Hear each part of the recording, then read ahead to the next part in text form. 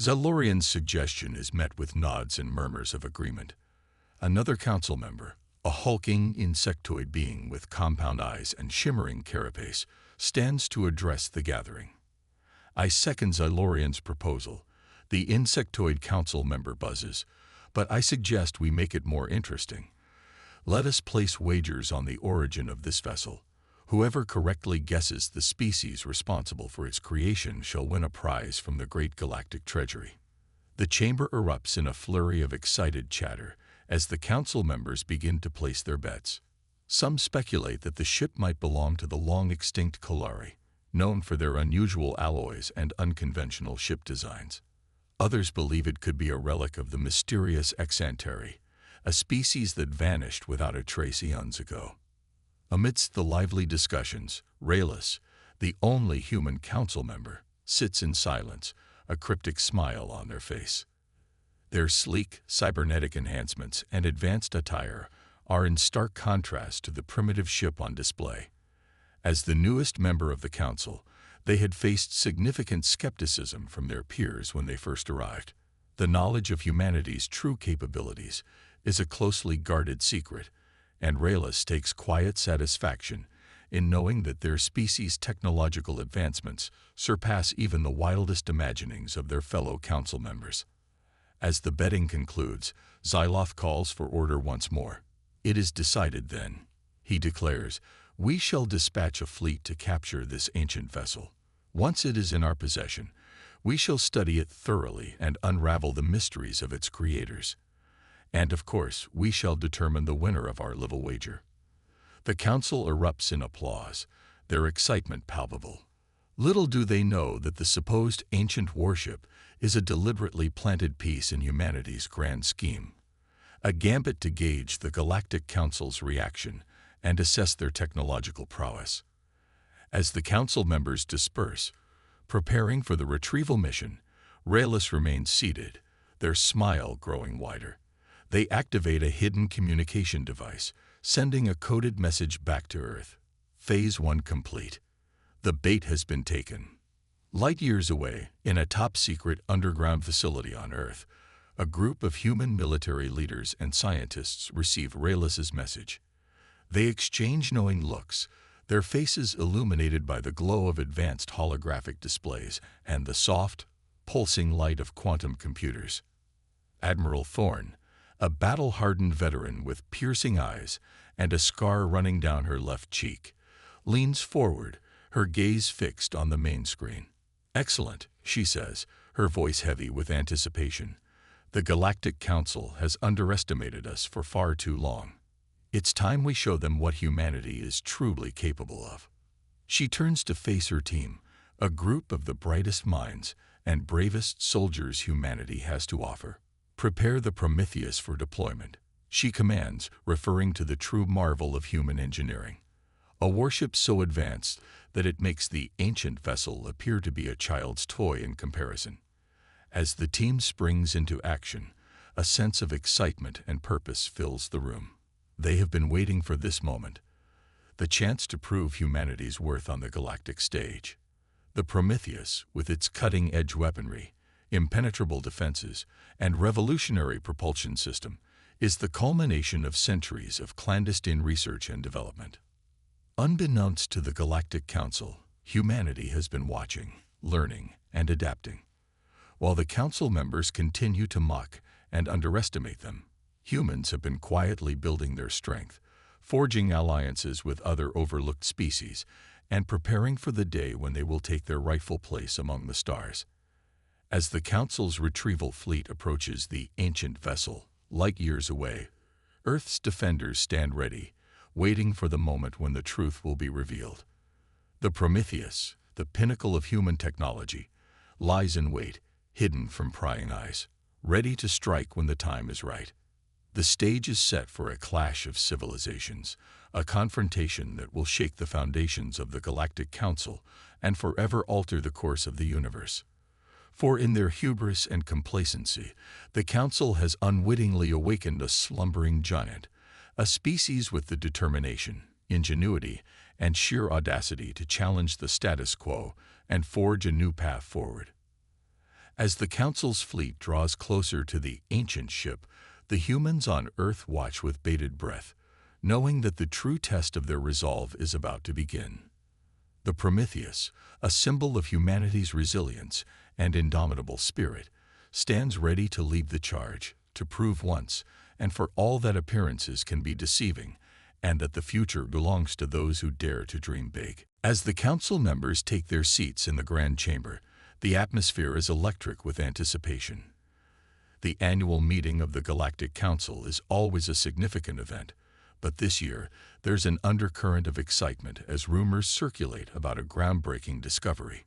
Xyloth, the head of the Council and a member of the ancient and wise Zarnak race, calls the meeting to order. Esteemed Council members, he begins, his deep, resonant voice commanding attention. We have gathered here today to discuss matters of great import. But first, let us address the unusual occurrence that has captured our collective interest. Murmurs ripple through the chamber as the Council members lean forward, eager to hear more. Xyloth nods to his aide, who activates a holographic display in the center of the room. A rotating image of a small, unassuming spacecraft appears, its design unlike anything the Council has seen before. This vessel, Xyloth continues, was detected entering our territory a mere 3 cycles ago. Our scans reveal that it is of a primitive design, lacking even the most basic of our advanced technologies. Its hull is composed of an unknown material, but it is clear that this ship is ancient, perhaps even predating the formation of our Council. The Council members exchange looks of amusement and derision. A feather-headed creature wearing shimmering gold Council robes rises to speak. Xylorian, their voice a melodic trill, gestures to the hologram with an elegant sweep of their long, graceful fingers. Esteemed colleagues, this ship is a relic of a bygone era. Its creators must have been a primitive species, long since extinct. I propose we capture this vessel and study it for our amusement. It would make a fine addition to our collection of artifacts from lesser civilizations. The Council's fleet surrounds the mysterious spacecraft, an eclectic array of vessels from across the galaxy. Each ship is a marvel of its respective species' technology, sleek and powerful, dwarfing the seemingly primitive human vessel. The flagship of the fleet, a massive Zarnak dreadnought, takes point, its imposing silhouette casting a long shadow across the smaller ship. On the bridge of the dreadnought, Commander Zorax, a grizzled veteran of countless campaigns, surveys the scene with a mix of amusement and disdain. He turns to his first officer, a lithe, blue-skinned Azari, and chuckles. Look at that relic, Nero. It's a wonder it even made it this far into our territory without falling apart. Nero nods, a smirk playing on his lips. Indeed, sir.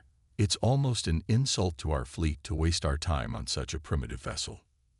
Zorax grunts in agreement, then leans forward, his eyes narrowing as he studies the holographic display of the human ship. Hail them, he orders, his voice gruff. Let's see if there's anything left on that scrap heap that can even respond. The communications officer, a slender, green-skinned Silari, nods and opens a channel. Attention, unidentified vessel. This is the Galactic Council fleet. You have entered our territory without authorization. Identify yourselves and prepare to be boarded. Silence is the only response, the human ship remaining as enigmatic as ever. Zorax frowns, his patience wearing thin. Scan for life signs, he barks, turning to his science officer.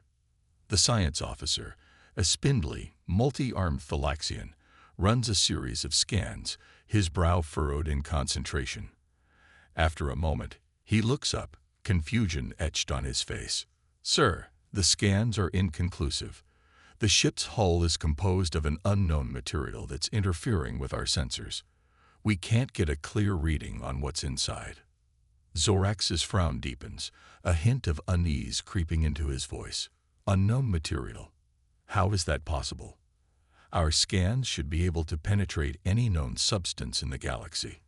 The Thalaxian shakes his head, his multiple arms working furiously at his console. I've never seen anything like it, sir.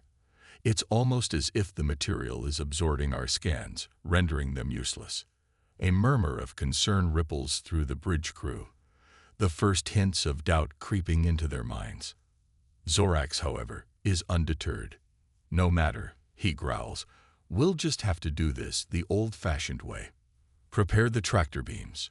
We're bringing that ship on board, whether they like it or not.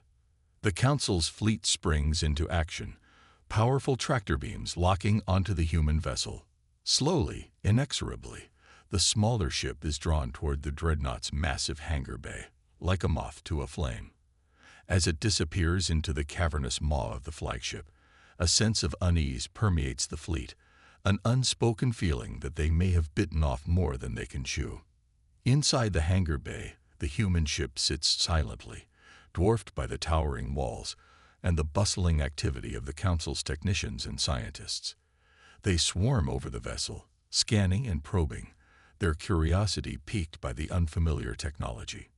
Raylus, the human council member, stands at the edge of the hangar, watching the proceedings with a carefully neutral expression. They know that the true nature of the ship must remain hidden. For now, the deception critical to humanity's long-term plans. As the Council's experts work to unravel the mysteries of the human vessel, Raylus's hidden communication device chimes softly, a message from Earth. They slip away to a secluded corner, activating the device with a subtle gesture. Admiral Thorne's face appears in the holographic display, her expression grim. Raylus, she says, her voice low and urgent, the Prometheus is in position. We're ready to initiate Phase 2 of the plan. But we need more information. What have you learned about the Council's capabilities? Raylus glances back at the hangar bay, their brow furrowed. They're powerful, Admiral, but also complacent. They underestimate us, just as we predicted. Their technology, while advanced, is no match for what we've developed in secret. Thorne nods, a hint of a smile on her lips. Excellent. Continue to monitor their progress. We need to know how they react when they discover the truth about the ship. Their response will dictate our next move. Raylus nods, their eyes glinting with determination. Understood, Admiral. I won't let you down. As the communication ends, Raylus takes a deep breath, steeling themselves for what's to come. They know that the fate of humanity rests on the success of this mission, and failure is not an option. Back in the hangar bay, the Council scientists continue their work, oblivious to the true nature of the vessel they're studying.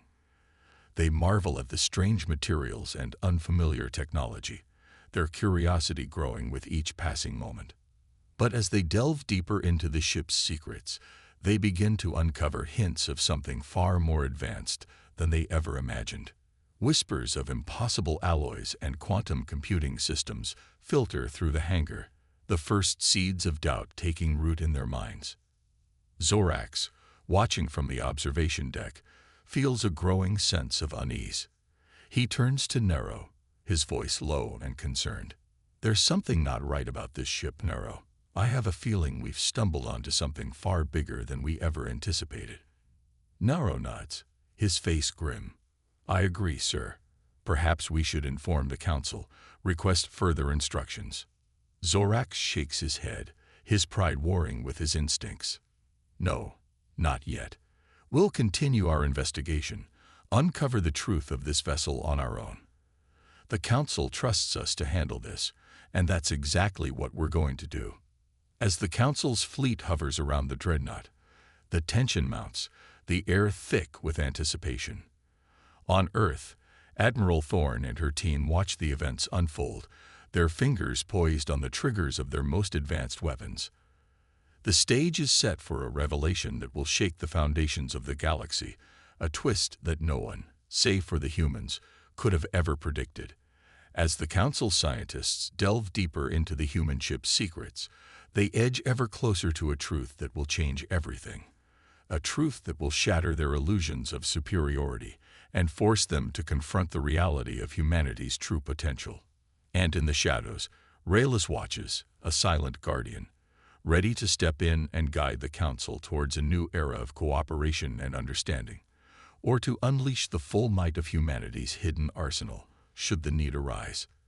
The future hangs in the balance, and the next few moments will determine the fate of not just humanity, but of the entire galaxy itself. As the Council's top scientists and engineers work tirelessly to breach the human ship's hull, frustration mounts with each failed attempt.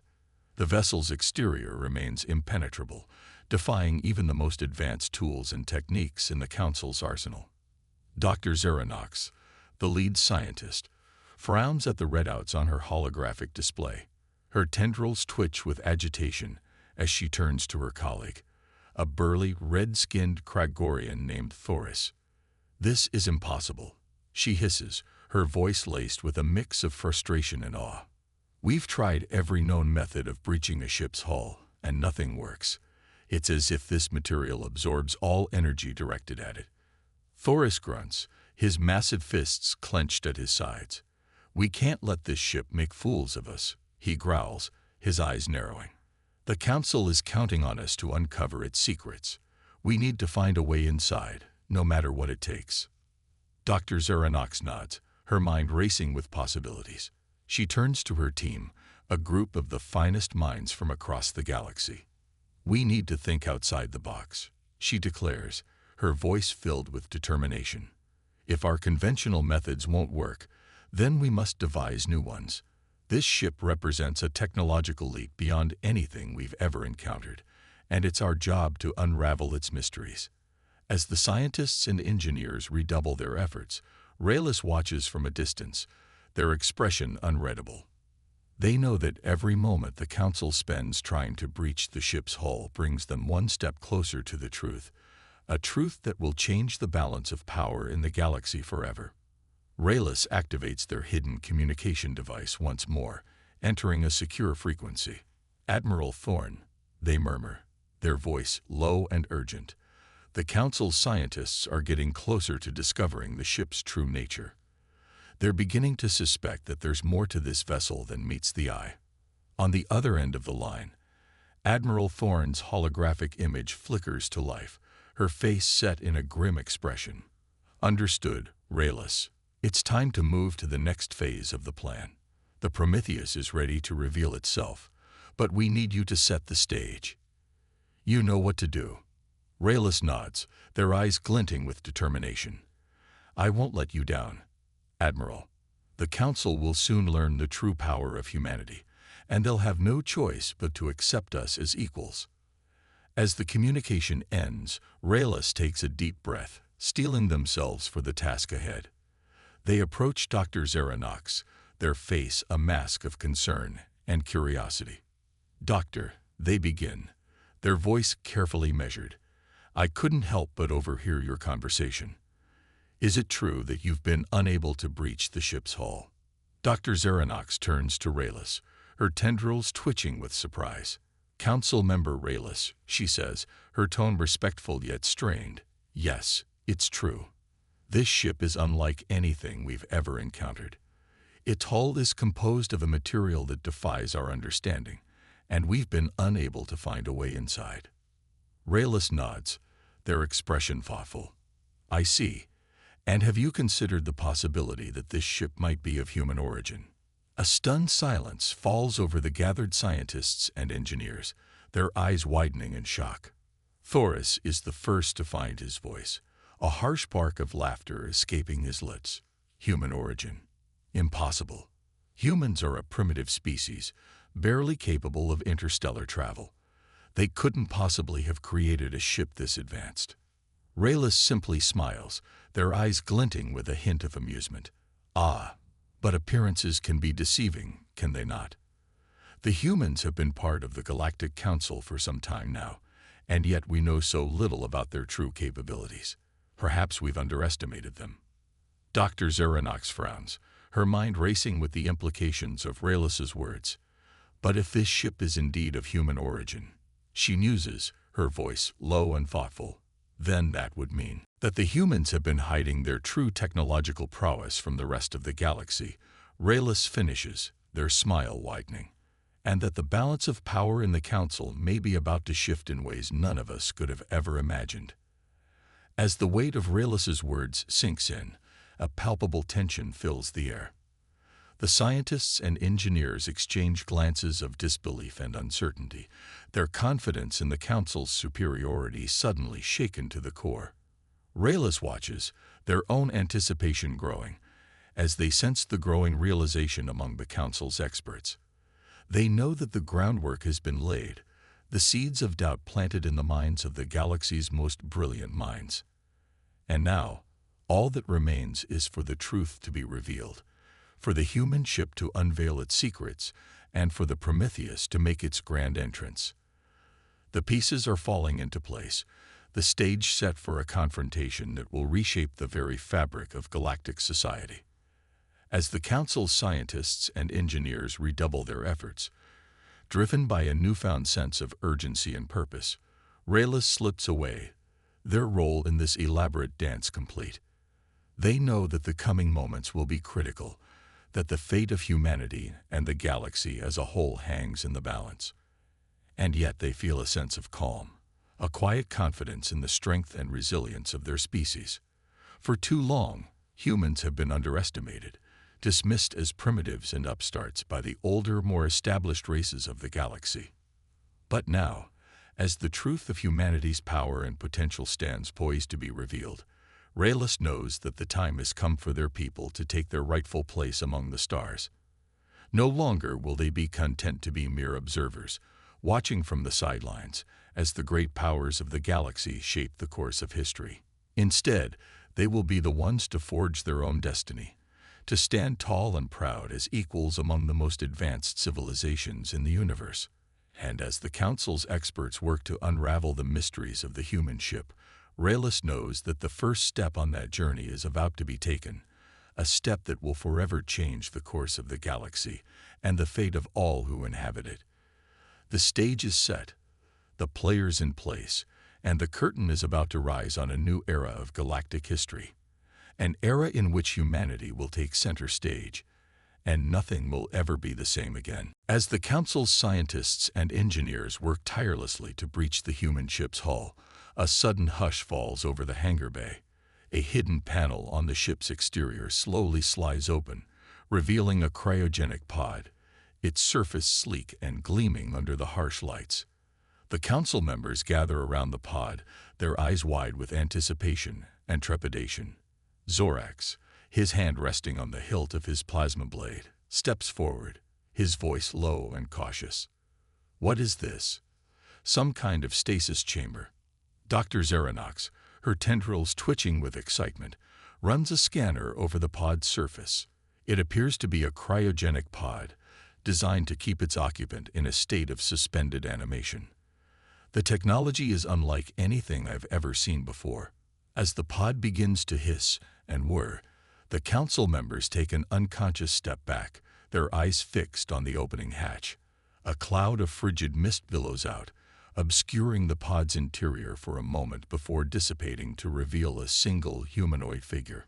Commander Aria Novak, resplendent in her form-fitting, advanced combat suit, steps out of the pod, her eyes blazing with a fierce determination.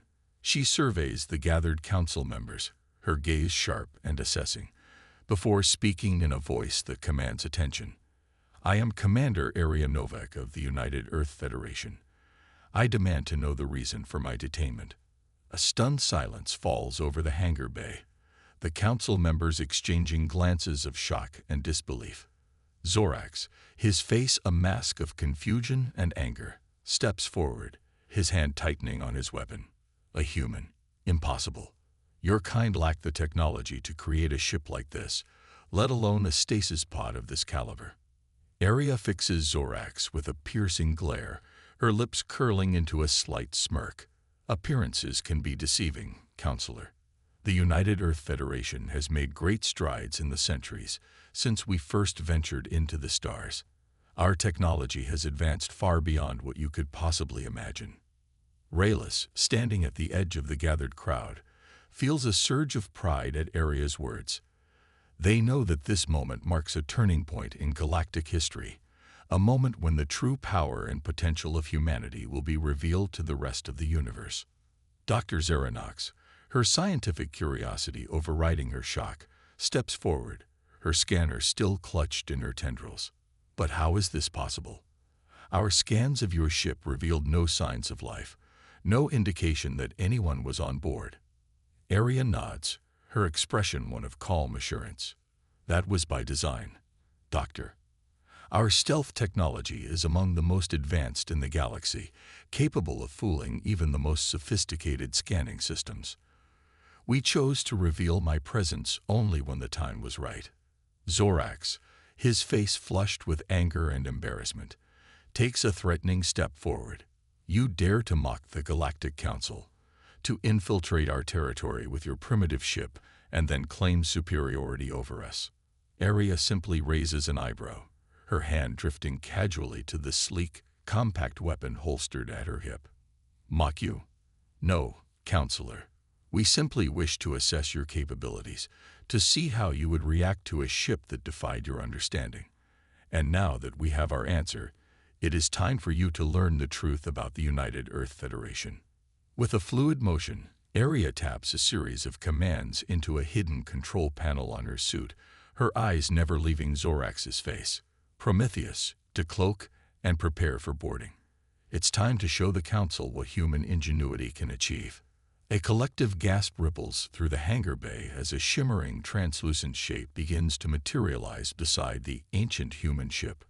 The Prometheus, a marvel of human engineering, seems to melt into existence, its sleek, angular lines and gleaming, advanced alloys, a stark contrast to the Council's vessels. Zorax, his face a mask of shock and disbelief, takes an involuntary step back, his hand falling away from his weapon. What is this trickery? How did you manage to hide a ship of that size and power from our sensors? Arya simply smiles, a hint of triumph in her eyes. As I said, Counselor, our technology has advanced far beyond what you could possibly imagine.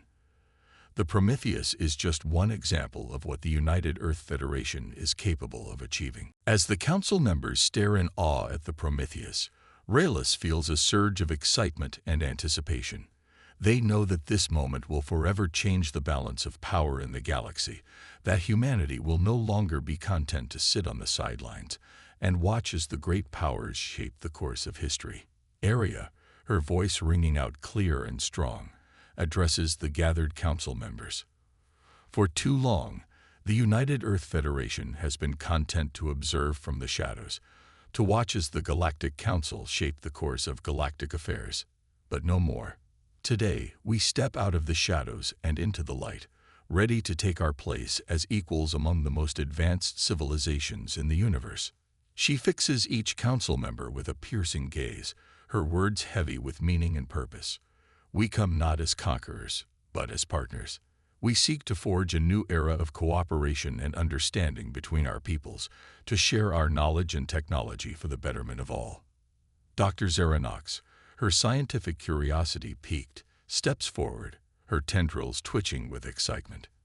And what knowledge and technology do you offer, Commander Novak? What secrets have the humans been hiding from the rest of the galaxy? Arya smiles, a hint of mischief in her eyes. The secrets of the universe, Doctor. The keys to unlocking the full potential of our species and achieving heights of power and understanding that we have only dreamed of. She turns to face Zorax, her expression one of calm assurance. But first, we must establish a new foundation of trust and cooperation between our peoples. The United Earth Federation extends an invitation to the Galactic Council to join us in a new era of discovery and exploration, to work together to unravel the mysteries of the cosmos and forge a brighter future for all. Zorax, his pride warring with his reason, hesitates for a moment before nodding slowly. The Galactic Council accepts your invitation, Commander Novak, but know that we will be watching you closely, and that any hint of deception or aggression will be met with swift and decisive action. Arya nods, her expression one of understanding and respect.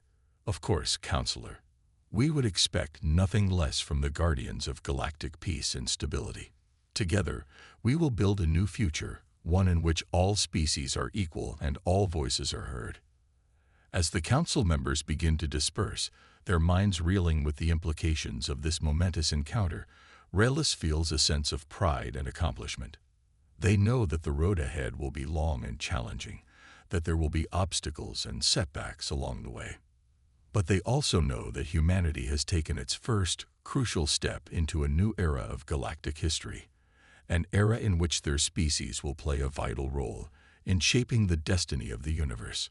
And as they watch Aria and the Prometheus crew prepare to embark on a new journey of discovery and diplomacy, Raelis knows that the future is bright and full of promise, and that anything is possible when the indomitable human spirit is unleashed upon the stars. As the Galactic Council members disperse, their minds reeling from the revelation of humanity's true capabilities, Commander Aria Novak and her crew prepare to embark on a new mission of diplomacy and discovery.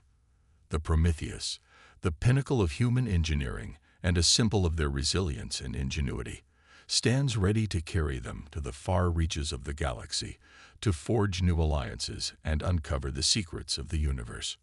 Raelis, their hearts swelling with pride and hope, approaches Aria as she oversees the final preparations for departure.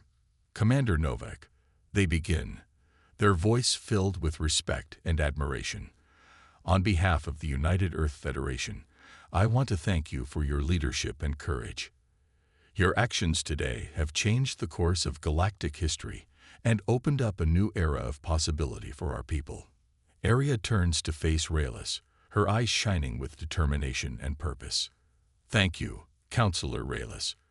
But the true credit belongs to the countless men and women who have worked tirelessly to bring us to this moment. Scientists, engineers, diplomats, and dreamers, all united in the belief that humanity has a vital role to play in the future of the galaxy. She places a hand on Raelis' shoulder, her grip firm and reassuring. And now it falls to us to carry that vision forward, to build bridges of understanding and cooperation with the other species of the galaxy. It won't be easy, and there will be challenges and setbacks along the way. But I have faith in the strength and resilience of the human spirit, and in our ability to overcome any obstacle that stands in our path. Raelis nods, their eyes shining with emotion. And I have faith in you, Commander Novak. The Galactic Council may have underestimated humanity in the past, but thanks to your leadership, they will never make that mistake again. The future belongs to those who dare to dream big and reach for the stars, and I know that the United Earth Federation will be at the forefront of that future. As the Prometheus begins to power up, its engines thrumming with barely contained power, Aria and her crew take their places on the bridge. The ship's advanced systems come to life, holographic displays flickering into existence and bathing the room in an ethereal glow. Aria takes her seat in the command chair, her eyes fixed on the view screen as the Prometheus begins to lift off from the hangar bay. The Council's ships, once so imposing and intimidating, now seem small and insignificant in comparison to the sleek, powerful lines of the human vessel. As the Prometheus clears the hangar bay and begins to accelerate towards the stars, Aria can't help but feel a sense of awe and wonder at the journey that lies ahead. She knows that the road will be long and challenging, that there will be obstacles and dangers at every turn. But she also knows that the human spirit is indomitable, that the drive to explore and discover is woven into the very fabric of their being. And as the Prometheus hurtles forward into the unknown, Aria knows that she and her crew will stop at nothing to unravel the mysteries of the universe and forge a new future for all of the species that call the galaxy home. Back on Earth, news of the Prometheus's successful mission spreads like wildfire. Crowds gather in the streets to celebrate, their faces filled with joy and pride as they look up at the stars and dream of the adventures that await them. In the halls of power, leaders and diplomats work tirelessly to build on the foundation that Aria and her crew have laid, forging new alliances and partnerships with the other species of the galaxy. Trade routes are established, scientific collaborations are initiated, and cultural exchange programs are launched, all with the goal of fostering greater understanding and cooperation between the diverse peoples of the universe. And at the heart of it all stands the United Earth Federation, a shining beacon of hope and inspiration for all who dream of a better tomorrow. No longer content to watch from the sidelines as the great powers of the galaxy shape the course of history, humanity has stepped out of the shadows and into the light, ready to take their place as equals among the most advanced civilizations in the universe. As the Prometheus continues its journey of discovery, Aria and her crew encounter wonders and challenges beyond their wildest dreams. They explore new worlds, make first contact with alien species, and uncover the secrets of the cosmos, all the while carrying the hopes and dreams of humanity with them. And back on Earth, Raylos and the other leaders of the United Earth Federation work tirelessly to build a brighter future for all. They invest in education and research, encourage innovation and creativity, and foster a sense of unity and purpose among their people. For they know that the journey ahead will be long and difficult, that there will be setbacks and challenges along the way. But they also know that the human spirit is indomitable, that the drive to explore and discover is woven into the very fabric of their being. And as the Prometheus continues to push back the frontiers of knowledge and understanding, as humanity continues to reach for the stars and dream of the wonders that await them, Raylos knows that the future is bright and full of promise, and that anything is possible when the indomitable human spirit is unleashed upon the universe. Years pass, and the legacy of the Prometheus and its crew only grows. They become the stuff of legend, inspiring generations of explorers and adventurers to follow in their footsteps and push the boundaries of what is possible. And as humanity continues to forge ahead, as they continue to build a better future for themselves and for all the species of the galaxy, they look back on the moment when Commander Aria Novak and her crew first stepped out of the shadows and into the light, and they know that it was the moment when everything changed. For in that moment, humanity showed the galaxy what they were truly capable of, and they set in motion a chain of events that would reshape the very fabric of the universe itself. And as the Prometheus continues to explore the stars, as humanity continues to reach for the impossible and dream of the wonders that await them, they know that the future belongs to those who dare to dream big and reach for the stars, and that the indomitable human spirit will always light the way.